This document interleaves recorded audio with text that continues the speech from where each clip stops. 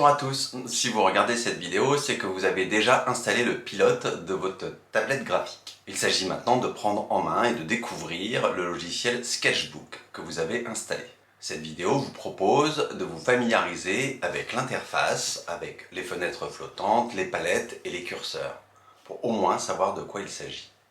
Les autres vidéos vous proposeront de détailler un par un chaque palette, chaque curseur. Vous êtes prêts? C'est parti! Quand vous lancez l'application Sketchbook, vous accédez à cette interface et la première chose que nous devons faire ensemble, c'est dimensionner votre feuille de travail, c'est-à-dire l'endroit où vous allez travailler. Pour ça, vous cliquez sur Image puis taille de l'image, ce qui vous donne accès à la fenêtre suivante.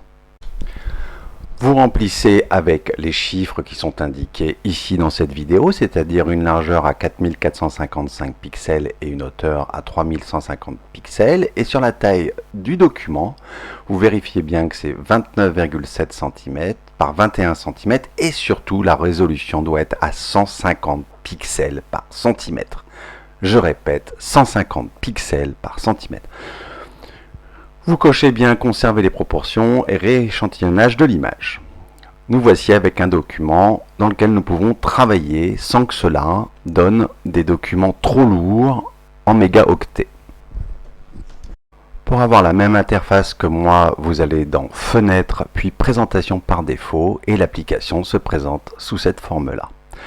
Vous apercevez des fenêtres flottantes que vous pouvez bouger les unes par rapport aux autres. Et voici les principaux éléments avec lesquels nous allons travailler. Le curseur de couleur, le curseur de pinceau, la palette d'outils que nous allons découvrir aujourd'hui, la palette de pinceau, la palette de couleurs et la palette de calque que nous verrons un peu plus tard dans une autre vidéo. En bas à gauche ou à droite, en fonction de votre configuration, vous allez trouver la lagune, qui est un accès direct à certains outils que vous pouvez paramétrer. Personnellement, je ne m'en sers pas, donc je ne développerai pas ce point avec vous. Nous voici donc avec l'interface complète, avec toutes les palettes et curseurs que nous allons voir ensemble. Dans la palette d'outils, vous pouvez allumer et éteindre directement certaines fenêtres. C'est le cas de la palette de couleurs, de la palette de calque, de la palette de pinceau, comme indiqué ici, et d'une dernière palette que nous n'évoquerons pas car vous n'y avez pas accès sur les nouvelles versions. Il s'agit d'une palette de couleurs définie par une gamme Copic, qui sont des feutres qui étaient très utilisés par les designers lorsque nous travaillions sur papier, ou les dessinateurs, ou les gens qui faisaient des mangas. Donc ça nous permet de dessiner directement avec des couleurs qu'on peut retrouver sur nos feutres, sur du papier.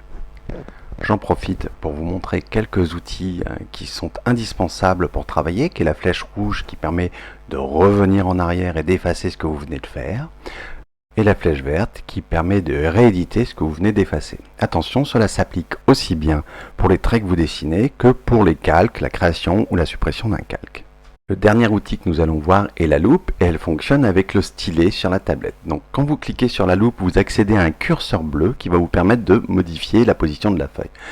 Les 4 flèches cardinales vous permettent de déplacer à droite, à gauche, en bas et en haut votre feuille. Si avec le stylet vous cliquez sur la loupe et que vous maintenez le stylet appuyé en le déplaçant, vous allez agrandir ou réduire votre feuille.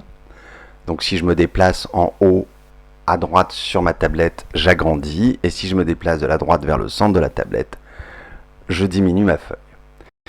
Il en est de même avec l'outil rotation. Si vous cliquez avec le stylet, vous maintenez le stylet appuyé sur la tablette et vous effectuez des mouvements de droite à gauche qui vous permettent de faire une rotation de votre feuille. C'est un outil très pratique parce que ça vous évite de vous tordre sur votre tablette et d'orienter votre feuille comme vous le feriez avec votre stylo bic sur votre table, et tout ça sans lâcher votre stylet, et tout ça à partir de la tablette. Vous ne pouvez pas travailler avec la souris sur ce logiciel. Et bien voilà, nos premiers pas sur Sketchbook, on est prêt à travailler.